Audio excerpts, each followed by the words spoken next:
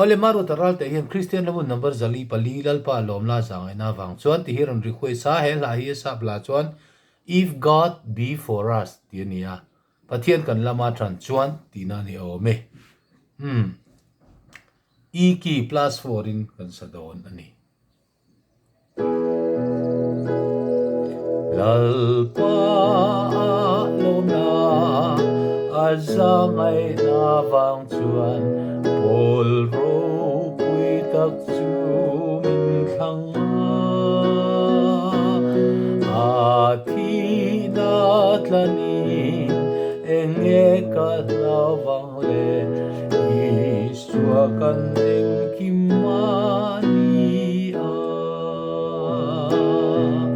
pathianin min tran pathianin min tran pathianin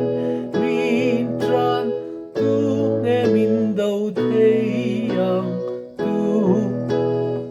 in nge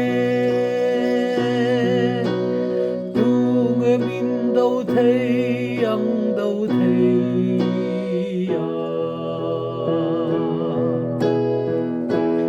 lalpa chakla athei na alomin rin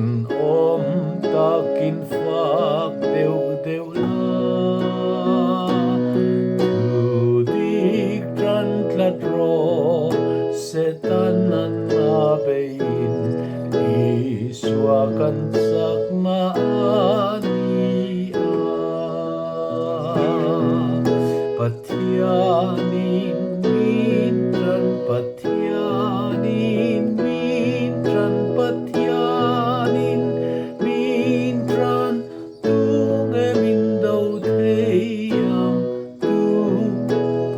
in nge tu nge min dau theyang dau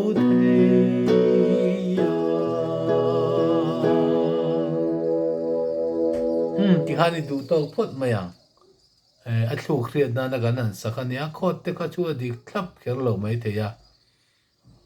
tu nga min dau thei ang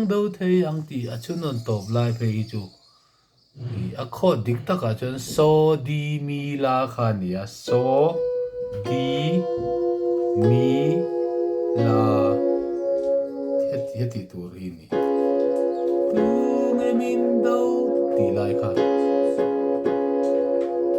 baro da ral te nar request ania